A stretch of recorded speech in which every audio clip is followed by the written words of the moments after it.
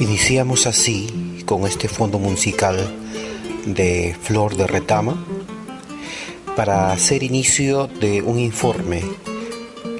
Es el informe sobre un hecho execrable que ocurrió en el Perú, que se trata sobre el caso La Cantuta, un crimen de 9 estudiantes y un profesor que en el contexto de un gobierno como el de Fujimori, que en 1991 realizó un autogolpe e inició así la impunidad de los crímenes, y así como este gobierno, los anteriores también realizaron, pero no a la magnitud que como lo hizo este señor Fujimori.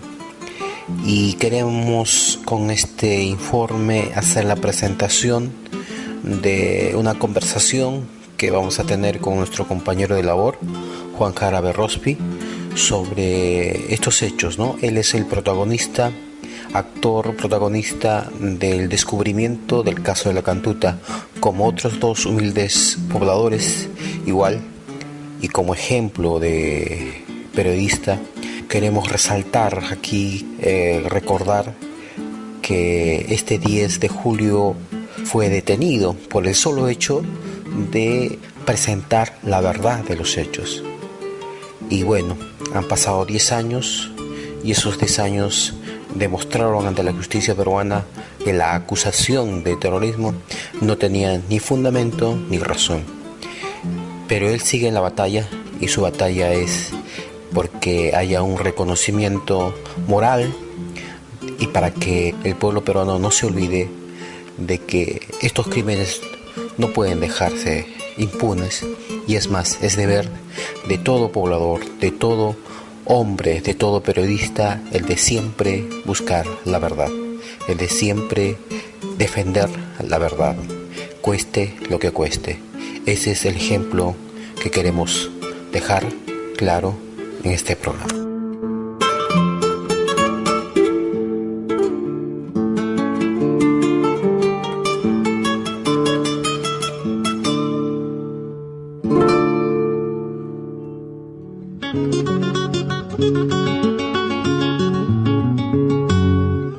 Con las voces afiladas y las ideas bien puestas. Tu programa, Perspectiva Andina.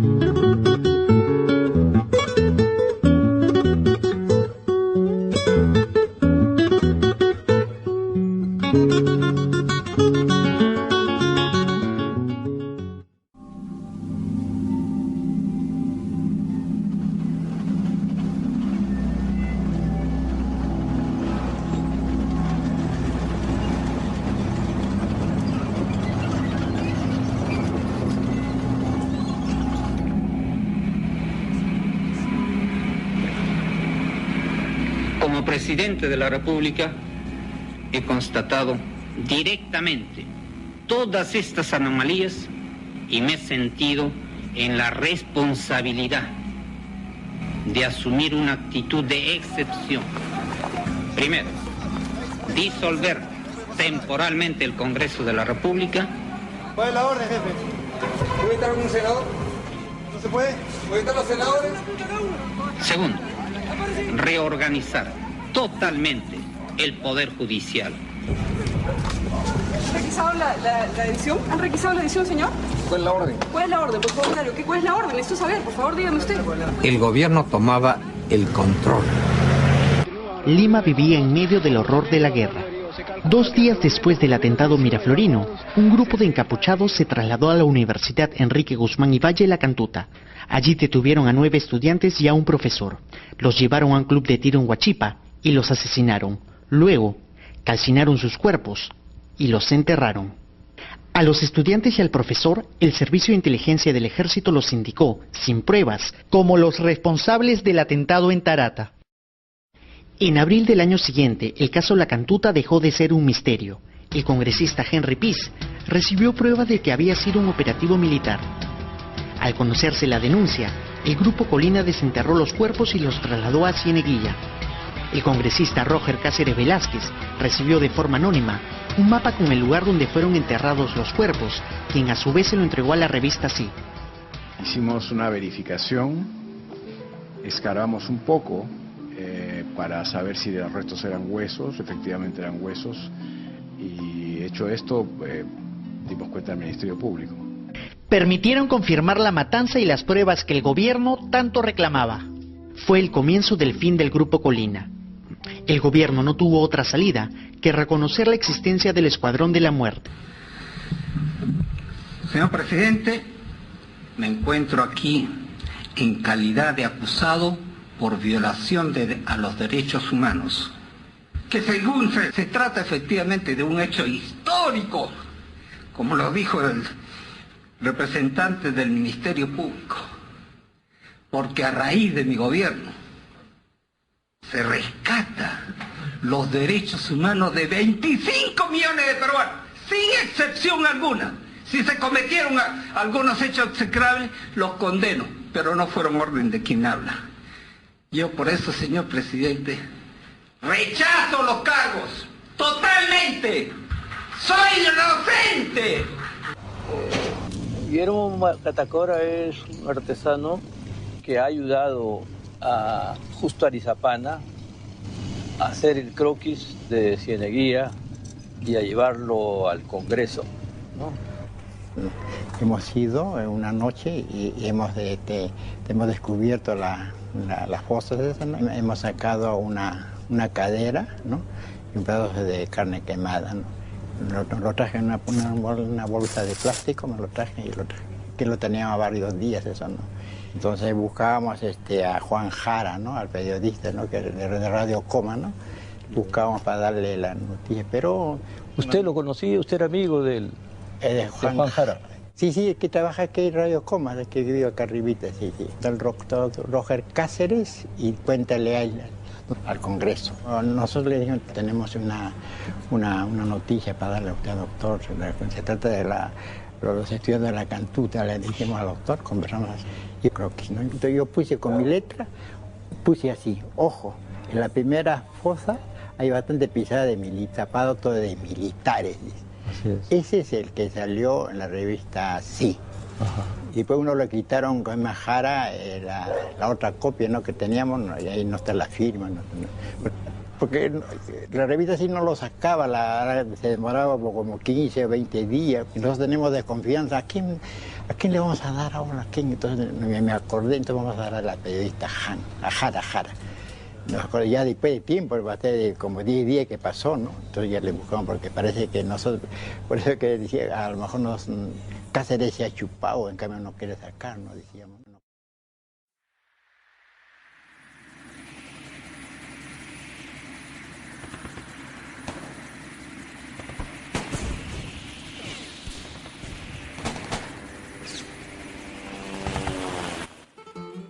Estamos acá con nuestro compañero de estudio, que es Juan Jara Berrospi, y justamente queríamos recordar esta fecha, que es la fecha del 10 de julio, que es la fecha donde él fue detenido por el caso de la cantuta.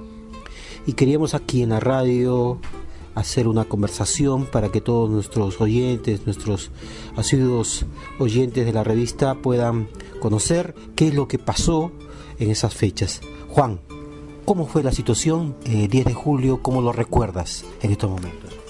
Bueno, hace casi 20 años, ¿no?, que sucedieron unos hechos históricos y de marcada sentido en derechos humanos, porque en ese entonces se había desaparecido un profesor y no estudiante de la cantuta, desaparecido por intervención de las Fuerzas Armadas, el Ejército. Duró un año esta misteriosa desaparición, no se sabía dónde estaban estos ciudadanos peruanos, y bueno, el año 1993, aunque el gobierno de Fujimori negaba dónde se encontraban, no lo ubicaban a estas personas, un amigo que se dedica a reciclar objetos usados, ¿no?, en Cieneguía, encontró las pruebas de los restos enterrados y quemados. Este amigo se llama Justo Arizapana, en 1992, en mayo. 1993, en mayo, corrijo. Y esto lo dio a conocer a otro amigo, Guillermo Catacora, un señor veterano político, que ambos coordinaron y me avisaron, ¿no?, de dónde se encontraban ubicados. Bueno, y en el trabajo de prensa lo que teníamos que hacer es ir, tomar las fotos y diseñar un croquis, un plano del lugar, y preservar esa incógnita, porque el gobierno de Fujimori en esos momentos había intervenido todos los poderes del Estado. La prensa estaba amordazada, había periodistas vendidos, pues, también los diputados, senadores, congresistas estaban comprados, la policía todo es fujimorista, la inteligencia estaba en todos los lugares y bueno, se tenía que evitar, no, cualquier filtración de esta noticia para que puedan evitarse desaparecer esos cuerpos. Entonces lo que hice fue hacer una operación política, ver la forma de cómo se iba a difundir este caso, ¿no?, este hecho. Tomamos pues como modelos a varias prensa oficialista que podía difundirlo, y entre ellos contamos con La República, Caretas, que era uno de los pocos que no estaban tan ligados, ¿no?, a la dictadura de Fujimori. Pero la suerte es un azar de destino que, bueno, esta información llegó a la revista Sí. En ese trajín que estábamos en los medios de comunicación es donde fui detenido de manera casual, ¿no?, por la Policía Nacional de Perú y también los servicios de inteligencia. Y al momento de mi detención me encontraron con la copia del plano de la ubicación de los restos y las fotos. Pero ya habían sido duplicados, ¿no?, ya habían sido sacados y difundidos ya a otros medios de prensa. Lo cual, la operación política fue un éxito, pero yo sí fui no juzgado, prácticamente sentenciado, por no decir quiénes eran los autores de este plano y esta ubicación. Tú dices muy ciertamente una operación política porque como periodista sabes la situación de que se necesitaba difundir este hecho execrable, y dices operación política porque efectivamente fue concebido para poder desenmascarar, porque había un enfrentamiento de ellos contra el pueblo, el gobierno contra el pueblo, y se necesitaba tener una respuesta. Y como comunicador, como tú periodista experimentado, manifiesta la situación que fue exitoso porque se difundió los croquis a nivel de todos los demás revistas, como tú dices, y se dio el destape de este crimen que estaba totalmente ya, que era como el crimen perfecto. Habían quemado, supuestamente habían enterrado y desaparecido todos los cuerpos. Y mira cómo da vueltas la vida.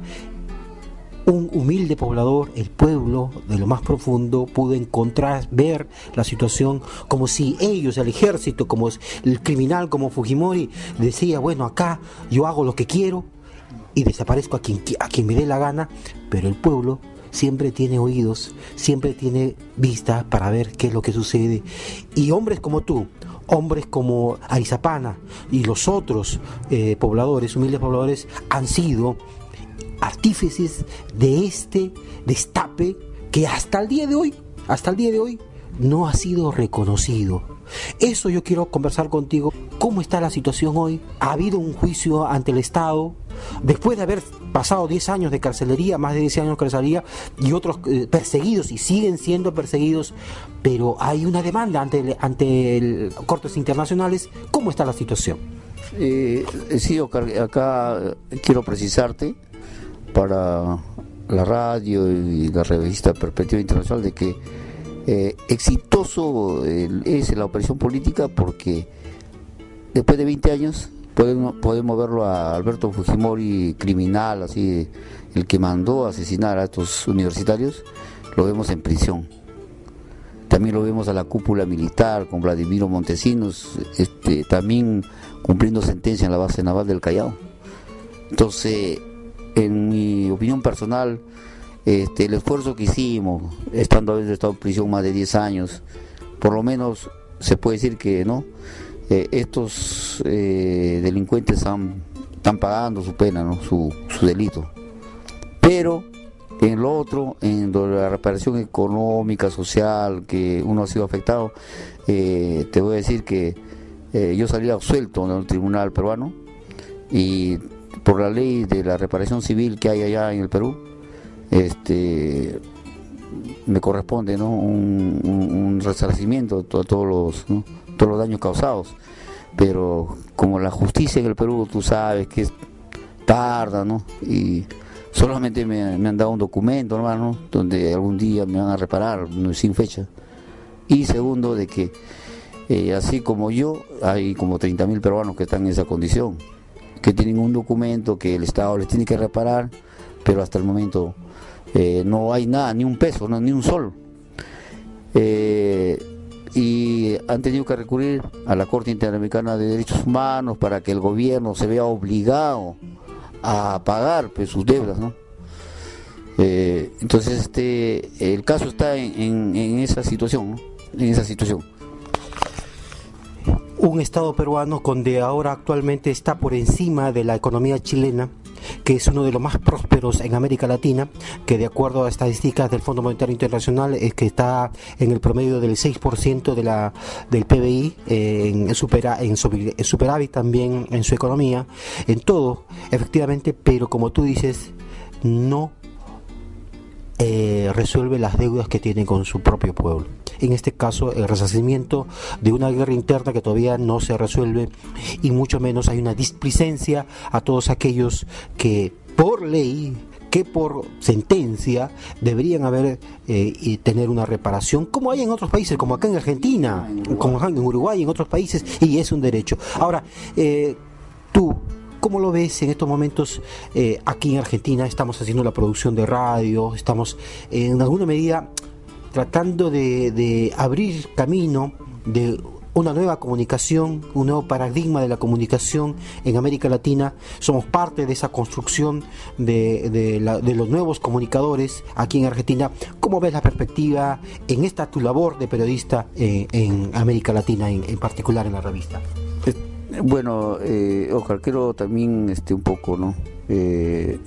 Aclarar al público de Perspectiva Andina de que los amigos Justo Arizapana y Guillermo Catacora, es más, todavía ellos no han recibido ni el agradecimiento de nadie, y yo soy un privilegiado porque siquiera a mí me han dado un documento del Estado peruano. A los señores estos no le han dado ni siquiera un agradecimiento ni nada por el estilo. Es más, la Comisión de Reparación del Estado peruano, la Comisión de la Verdad los ha ignorado, pese a su aporte. En este caso, valga la oportunidad para seguir demandando, ¿no? Que a estos señores, en especial al señor Guillermo Catacora, con más de 80 años, por lo menos una pensión humana, ¿no? Que puede ser, quien, como tú lo dices, en cualquier país lo da. En el Estado peruano se niega, ¿no? O sea, prácticamente lo ignora, como un hombre que prácticamente ha colaborado con la sociedad peruana, por el bien de la sociedad peruana. En mi caso, yo estoy acá en Argentina porque valga la oportunidad de también denunciar, ¿no? De que en el Perú, pese a que había salido absuelto, pese a que con todas las pruebas del caso se me considera como que he aportado, ¿no?, en algo a los derechos humanos, pero la policía política, las Fuerzas Armadas no lo piensan así. Y amigos, policías peruanos de inteligencia, me recomendaron salir del Perú por una posible venganza política. Bueno, en Argentina estamos haciendo, como se dice, una nueva vida, ¿no? Y empezamos pues a hacer prensa comunitaria, prensa alternativa, y yo creo que es bastante factible desarrollar a todo nivel una prensa popular. Es factible porque en Perú lo hemos hecho en situaciones más difíciles que Argentina, ¿no? Y yo creo que, Oscar, esta perspectiva lo tenemos que ver con bastante, como se dice, positivismo, y siempre pensando pues, en servir al pueblo, como lo hacemos, ¿no? Un servicio pues, de todo corazón, y ahí creo que vamos a seguir avanzando. Gracias, Oscar, por esta entrevista. Bueno, gracias a ti, Jara, que este 10 de julio no solamente sea una cuestión de recordar, sino que sea una nueva alternativa. Bueno, estamos así compartiendo con la revista Andina, que es parte de la revista Perspectiva Internacional. Muchas gracias, Jara. Seguimos en la programación.